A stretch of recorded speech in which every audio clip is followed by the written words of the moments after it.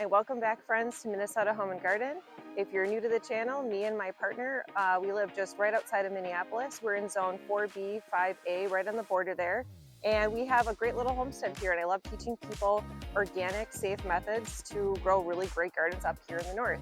So if you're new, I'd love it if you would subscribe and support this channel. So if you watched my weekly update last week, I said to you guys, to let a lot of things go, even if you see a little bit of pest damage, because some things are so prolific and strong, they kind of just heal themselves. And this is a great example. You want to come over here. This is the pumpkin that I showed you last week. And if you probably noticed, it is huge in size compared to last week. And these were the two little marks, and they're completely healed, and it'll be totally fine. So a lot of beginner gardeners, I think they kind of maybe get disappointed when they see a little bit of pest damage, but I would just encourage you to let the plant do what it needs to do, and it might just heal itself. So, and I hope many of you are starting to see your plants kind of rebound. As you can see here, we're finally getting some Juliet tomatoes to ripen, which is very exciting for us. And a lot of our plants have just grown a lot taller. If you want to come over here, I'd love to show you our trellis.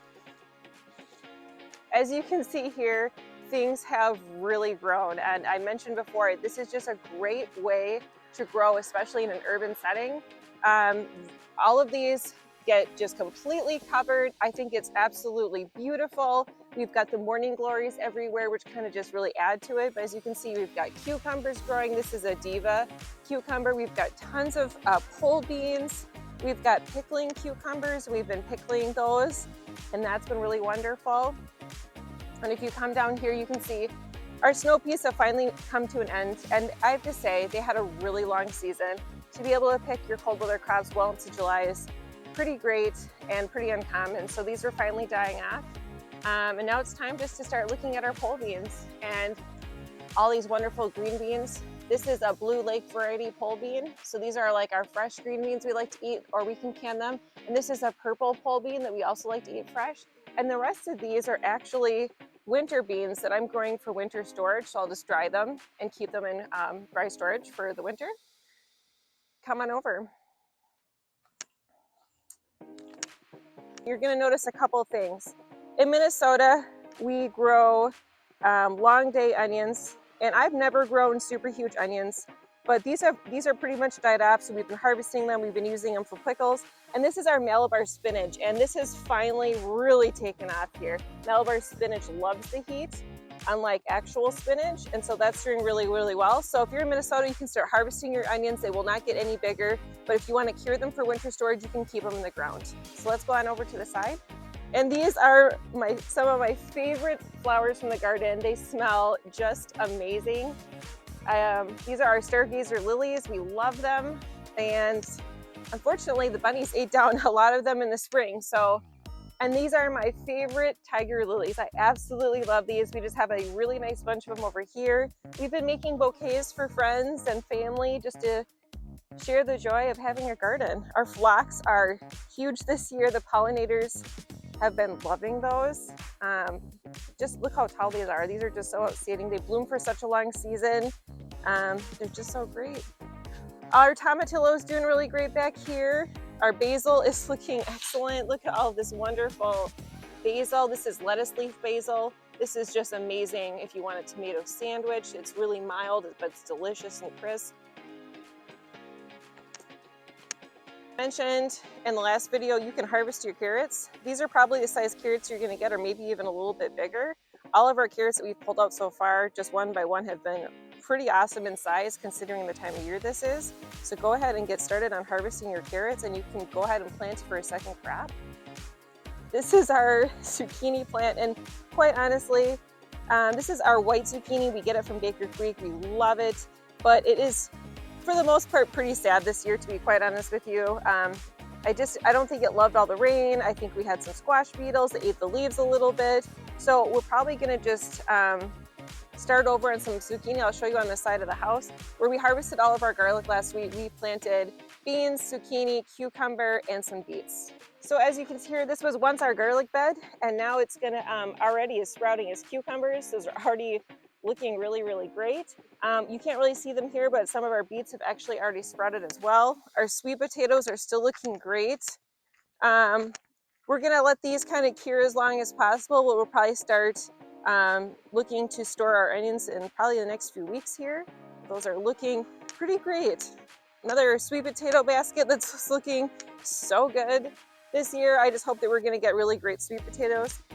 We got our zucchini already totally popped up here, and that is looking great. And lots of our jade beans. This is a bush bean. We get it from Baker Creek. I think you can get that variety elsewhere, but it's just a wonderful bush bean. You can harvest in 50 days, so there is time.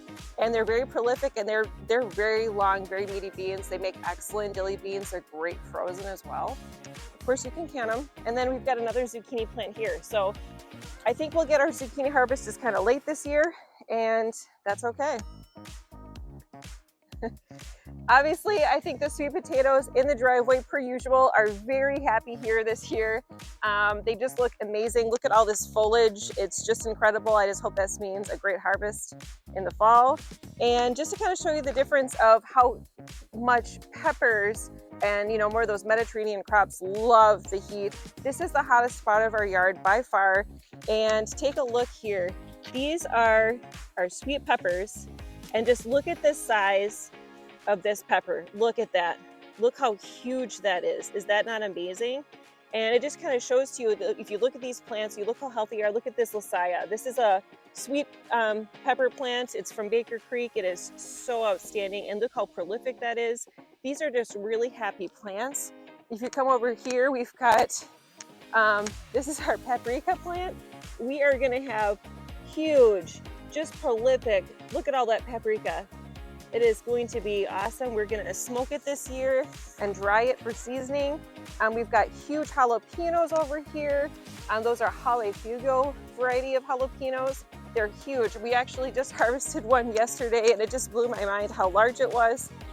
So I hope that many of you are starting to finally see your harvest come through. Look at this gigantic, just wonderful jalapeno. It's super crunchy. These would be excellent to pickle or stuff and grill. We've grilled other peppers with honey goat cheese that we got. It was just wonderful. I highly recommend that. Look at all these peppers here. And let's come on back here so you can see our other pepper varieties. Do you remember our corn from last week? It was taken down by the storms. I was really worried about pollination. We stood them back up with stakes and look at how resilient they are. We've got 2 heads growing. This is our ambrosia. It looks great, and I think that it's gonna end up being a really fantastic year for sweet corn. I am so excited. As you can see, these tomatoes are also doing really well. We started harvesting this one. This is apricot zebra. That's a new variety for us this year, and it's just doing really great. Kind of like I mentioned last week, if you self-pollinate your squash plants, you'll know right away they grow fast. Look how big this beautiful French heirloom is. We're so excited. And last week we came over here and we did some self-pollinating. Let me show you the results of that.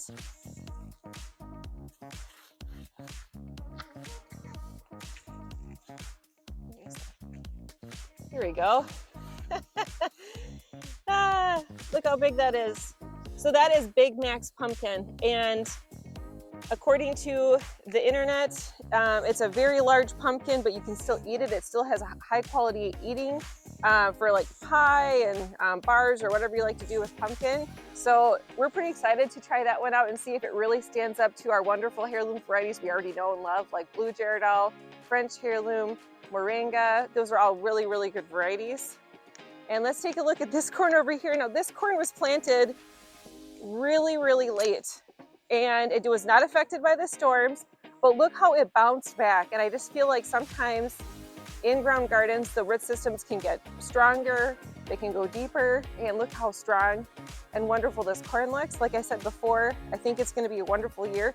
Our pumpkin vines have really rebounded. We just did a very small amount of just a little bit of all-purpose fertilizer a couple weeks ago, and you can see what a difference it's made.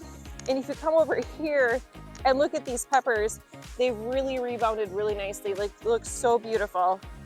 Look at that. Our pollinator garden over here is just exploding. We've got our Russian sage, which smells amazing. We've been adding that to bouquets for friends. Just coming over here, you see like the largest, you can come look right now. Look at these bumblebees. They're so happy. We've seen just some really large bumblebees come visit us. They're so happy here. There's so much for them to choose from. We love bee balm. We've got phlox, we've got lilies, and yeah, our pollinators love it too. We've trimmed back the grapes here like I kind of talked about. It gives them a lot more airflow. I don't think it's going to be a good season. I think I'm just going to let these mostly go to the birds, and that's okay. Our grapevines that were covered by the phlox are kind of rebounding. You can kind of see these new little guys. They're rebounding really nicely. So hopefully we can try some new varieties next year. Just exploded. Our lettuce is looking great. Look at that. I know it's been kind of a year of weeds as well, and it's been hard to keep up with the weeds. I think a lot of my friends who have, connected with me lately, they've talked about how they feel like they can't get overcome with the weeds. I'd say just make sure you, one day a week, you spend just focusing on weeding, and you'll get ahead of it. And it might not feel like that, but just a little bit at a time. Just a reminder, self-pollinate if the weather's not doing it for you and the bees. It's pretty simple, especially for your squash plants. Nature has a way of healing itself. It's kind of amazing. I mean, look at the corn, it rebounded really great. Look at the squash out front. Look how that rebounded. So I think with gardens, you just kind of have to be graceful, give things time, and in the end, things will definitely turn out. Practice organic gardening, keep it simple, and I think you're gonna have a great year. It was so great to see you all this week. I hope you subscribe. I hope you like this page, and I hope that this helps you in your gardens. I can't wait to see you next week.